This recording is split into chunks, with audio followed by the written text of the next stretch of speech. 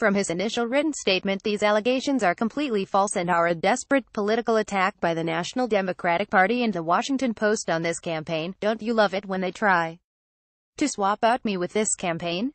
Yeah, neither do I. Besides, his campaign said in a later statement, if had really gone after these minors, this would have come out years ago.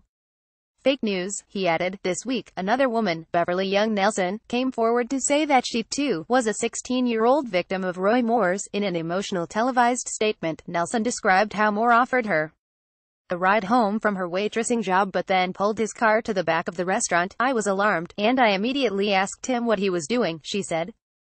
Instead of answering my questions, Mr. Moore reached over and began groping me and putting his hands on my breast.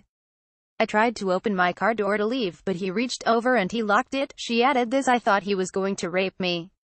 I was twisting and I was struggling and I was begging him to stop. Moore finally gave up, with the warning.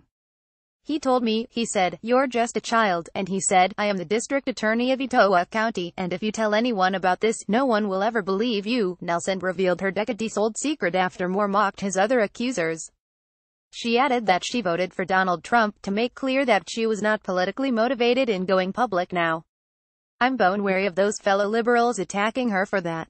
I don't know why she supported an admitted UAL predator for president, but I don't need to know.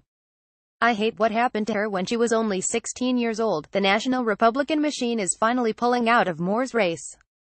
Many GOP leaders now call for him to step aside.